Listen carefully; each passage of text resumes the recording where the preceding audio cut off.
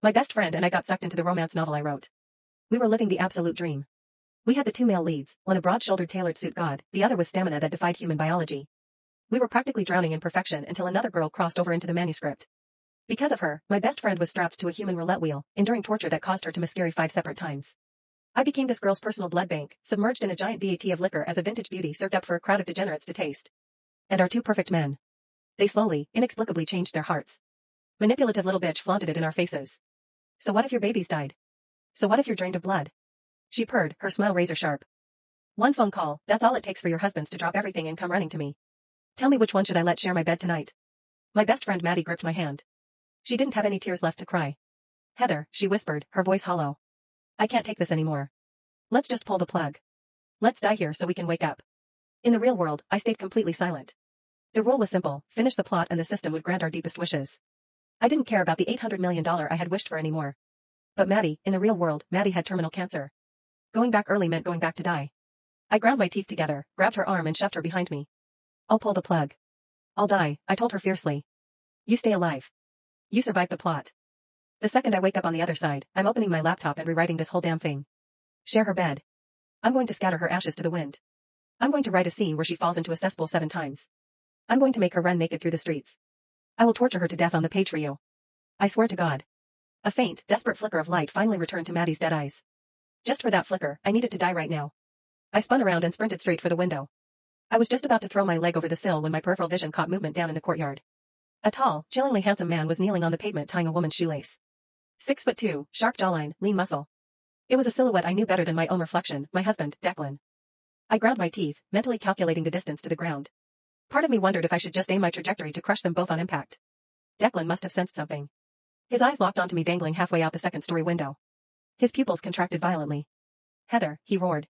Get back inside right now. I stretched my mouth into a cold, hollow smile and flipped him the bird. I closed my eyes and leaned forward into the empty air. Suddenly, something tight wrapped around my waist.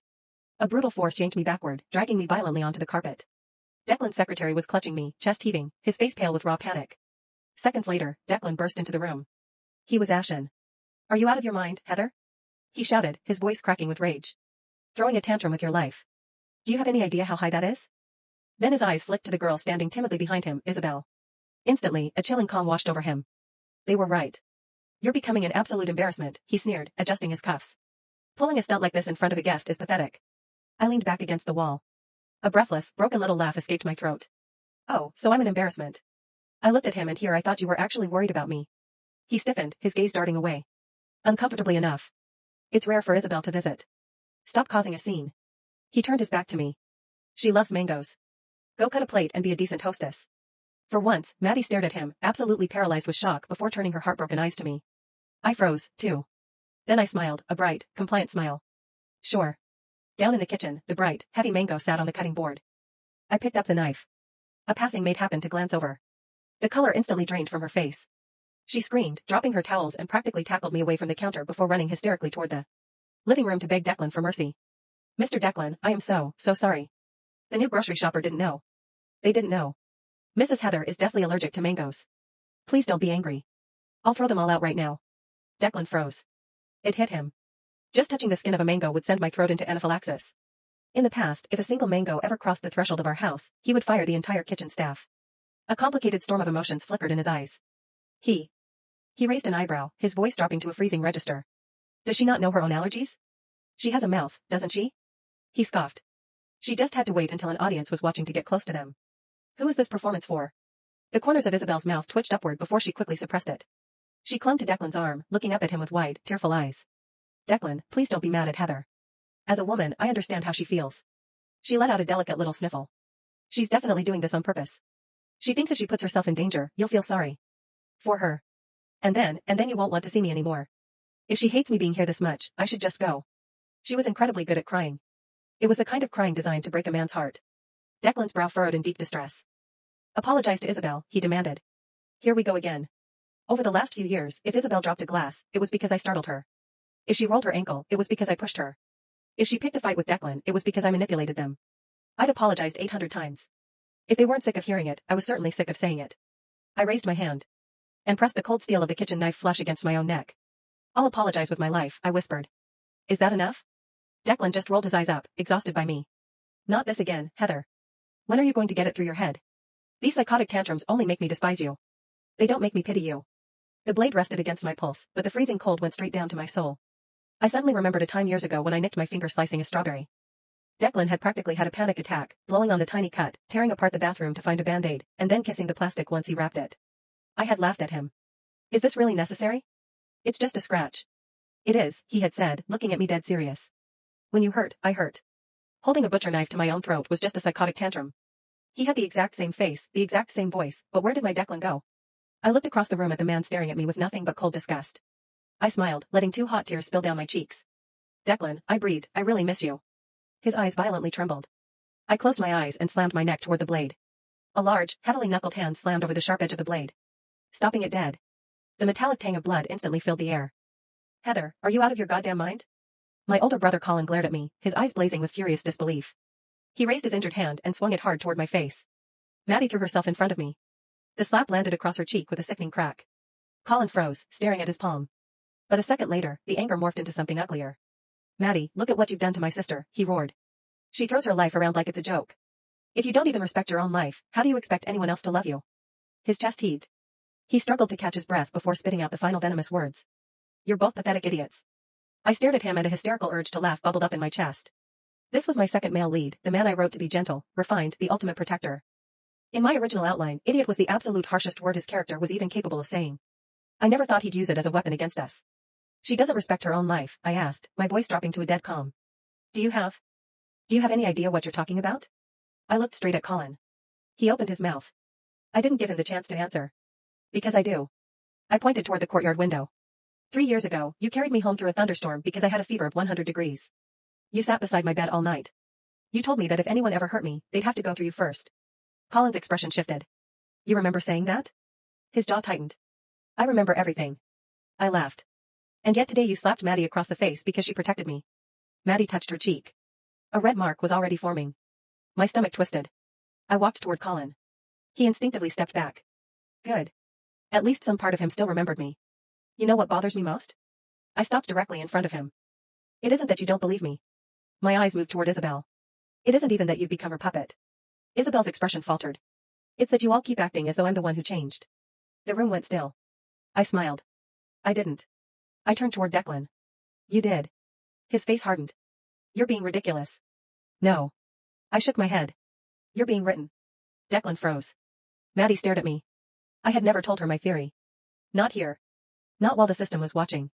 But I suddenly understood something. The moment Isabel entered our world, everyone around her began behaving exactly like characters from the worst possible version of my manuscript. Declan became cruel. Colin became violent. The servants became terrified. And Isabel somehow knew exactly what buttons to push. Too perfectly. She wasn't simply manipulating them. She was manipulating the story itself. I looked at her. Who are you? Her face went pale. What? You heard me. I stepped closer. You aren't supposed to be here. Isabel's fingers tightened around Declan's sleeve. I don't know what you're talking about. Sure you don't. I smiled. Then explain something. I picked up the mango from the cutting board. Isabel's eyes flicked toward it. You knew about my allergy. Her pupils contracted. Declan noticed. So did you, I said. He looked at me. I never told you that I remembered. His expression changed. Because I had. 3 years ago. I had told Declan exactly one thing. I hated mangoes. Not because I disliked the taste. Because they could kill me. And yet Isabel had ordered an entire basket delivered to the house this morning. Then she conveniently suggested I cut them. That wasn't coincidence. That was an assassination attempt dressed up as domestic humiliation. I turned to the maid. Who bought these? The maid trembled. The new grocery shopper, ma'am. Name? I don't know. I smiled. Find out. Declan suddenly grabbed my wrist. Heather. I looked down at his hand. Then at him. Let go. He didn't. For one tiny second, something familiar flashed through his eyes. Concern. Then it vanished. You're becoming paranoid. Maybe. I yanked my wrist free. But paranoia keeps people alive. I walked toward Maddie. She looked at me like she was seeing me for the first time. Heather. I squeezed her hand. We're not pulling the plug. Her eyes filled with tears. What are we going to do? I glanced at Isabel. Then at Declan. Then at Colin. A slow smile spread across my face. We're going to finish the plot. The system had one rule. Finish the plot. It never said we had to follow the plot the way I originally wrote it. And suddenly, I remembered something buried deep inside my manuscript. There was a character who had never appeared. A character I'd created and then deleted before publication. The original antagonist. The woman who was supposed to expose the entire world as a fictional construct. I had erased her because I thought she made the story too complicated. But if the manuscript was rewriting itself around Isabel, then perhaps deleted characters could come back too. I looked toward the ceiling. System. Nothing happened. I smiled. I'm changing the story. The lights flickered. Isabel's face drained of color. Declan released my arm. Colin took a step backward. Then every television in the mansion switched on simultaneously. Static filled the room. A woman's voice whispered through the speakers. Heather. Maddie grabbed my hand. I knew that voice. I had written it. The screen cleared. A woman with long black hair appeared on every television. She smiled directly at me. Did you really think Isabel was the only one who crossed over? My blood ran cold. Isabel stumbled backward. No. For the first time since she entered this world, genuine fear appeared on her face. The woman on the screen laughed. You stole their lives. Her eyes shifted toward Isabel. You stole their husbands. Then she looked directly at me. And you. Stole my ending. The television shattered. Every light in the mansion went out. Then the system finally spoke. Hidden character detected. Original plot integrity, 12%. Unauthorized character interference, confirmed. New objective unlocked. I waited. The message appeared. Identify the woman who rewrote the manuscript. Maddie whispered, Heather. I smiled. Because I finally understood. We hadn't been trapped in my romance novel. We'd been trapped in someone else's rewrite of it. And whoever had rewritten my story had made one enormous mistake. They had left the original author alive. The mansion remained completely dark. Then the emergency lights flickered on. Red. One by one, illuminating the room like a crime scene. Maddie was still gripping my hand. Heather, she whispered, what does that mean? I stared at the shattered television. It means someone else has been editing my book. Declan scoffed. This is absurd. I turned toward him. You're right. He looked surprised. This entire situation is absurd. I walked to the nearest table and picked up my phone. Which is why I'm done playing by its rules. I opened the manuscript app. The screen loaded. My heart stopped. The document was completely different. My original title was gone. The author name had been replaced. Author, Isabel Vale. I stared at it. Then laughed. Not because it was funny. Because it was so unbelievably insulting. Oh, she really has some nerve. Maddie leaned over my shoulder. That wasn't your name. No. I scrolled. Chapter 1. Gone. Chapter 2. Gone. Every chapter 1 had written had been overwritten. Except one. Chapter 87, The Author's Last Stand. I opened it. There was only one sentence. Heather will die tonight, and Isabel will inherit everything. My smile disappeared. Maddie went pale. That's what she wants. Apparently. I kept scrolling. There were pages of new text beneath it. My death. Maddie's funeral. Declan marrying Isabel. Colin publicly denouncing me. My fortune being transferred to Isabel. Every single thing had been scripted. I read the final paragraph. The original author will willingly surrender her remaining life force to complete the heroine's transformation. I looked up. That's why she kept trying to make me hurt myself. Maddie understood immediately. She needed you to die. Exactly. A cold laugh escaped me. So all those little provocations. I glanced at Isabel. The humiliation. The mango. Declan. Colin. I pointed at her. You weren't trying to make them hate me. Isabel's face had gone completely white. You were trying to make me kill myself. She said nothing. I stepped closer. And every time I got close, I tapped the phone. The system recorded it as me following the plot. Maddie squeezed my hand. So if you die, her ending becomes complete. Isabel suddenly lunged toward the phone. I stepped aside. She stumbled. Colin caught her. Isabel. She clung to him. Don't let her touch the manuscript. That was the first time she'd made a mistake. A huge one. Colin stared at her. Why? She froze. He slowly released her. You knew about this? Declan's expression changed too. Isabel. She shook her head. I didn't. You knew, I said. She looked at me. For once, there were no tears. No trembling lip. No helpless little act. Just naked hatred. You should have died when you had the chance. Maddie gasped. Declan stared at Isabel. You said what? Isabel realized too late that the mask had slipped. She smiled. A completely different woman appeared beneath it. You want to know why? She looked around the room. Because this story was never supposed to belong to you. I raised an eyebrow. Then whose was it? Mine. She laughed. I wrote the original draft. My stomach dropped. No. Yes. She stepped forward. You wrote the version where everything was beautiful. The handsome husbands. The luxury. The perfect friendships. The happy ending. Her smile twisted. I wrote what happened afterward. I stared at her. You edited my manuscript. I corrected it. You tortured Maddie. I gave her character development. You killed her babies. She needed tragedy. You tried to kill me. You needed an ending. My fingers tightened around the phone. Maddie moved beside me. Why us? Isabel looked at her. Because you two were never supposed to survive. That sentence hit harder than anything else. I slowly raised my phone. System. The screen lit up. Command recognized. Can I edit?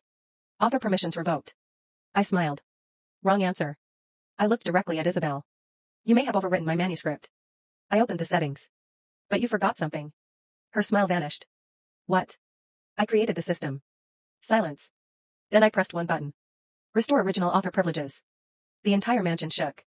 Every window rattled. The lights exploded. The floor beneath Isabel's feet lit up with glowing lines of text. She screamed. No. The system spoke. Original author identity verified. Primary manuscript authority restored. Unauthorized edits detected, 8,742. Would you like to restore original content? I looked at Isabel. Then at Declan. Then at Colin. I smiled. Yes. Isabel screamed. No. The world went white. And when the light disappeared, I was standing in my original mansion. The one I'd written. The walls were pristine. The furniture was exactly where I'd placed it. The garden outside was blooming. And Declan was on his knees.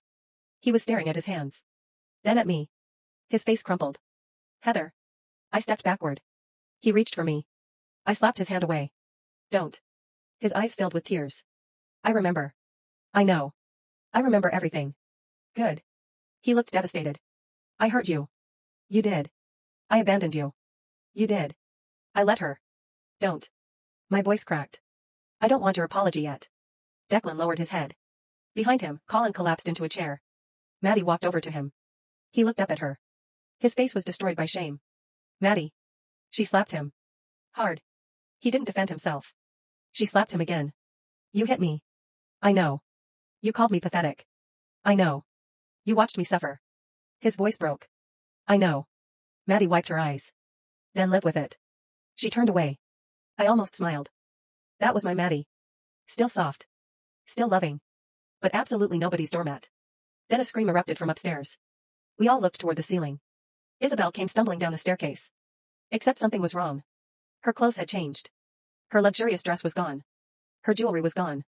Her perfectly styled hair had become tangled. She looked around wildly. Why can't I access the system? I smiled. Because you never owned it. She rushed toward me. You can't do this. I already did. You'll regret it. No. I opened my laptop. I think you'll regret what I'm about to do. I clicked into the manuscript. The blank page waited. Maddie came to stand beside me. What are you writing? I looked at Isabel. Her new ending. And for the first time since we'd entered this nightmare, I was holding the pen. I didn't waste another second. I opened the manuscript and started deleting. Isabel's mansion disappeared. Her designer clothes disappeared. Her billions disappeared. Every scene where she had humiliated Maddie vanished beneath my cursor. She screamed. Stop. I kept typing. You wanted to be the heroine so badly? I smiled. Congratulations. I changed her title. Villainous. Then I rewrote the consequences. Every person she'd manipulated suddenly remembered everything she'd done. Declan remembered abandoning me. Colin remembered striking Maddie. The servants remembered being ordered to poison me. The doctors remembered being bribed.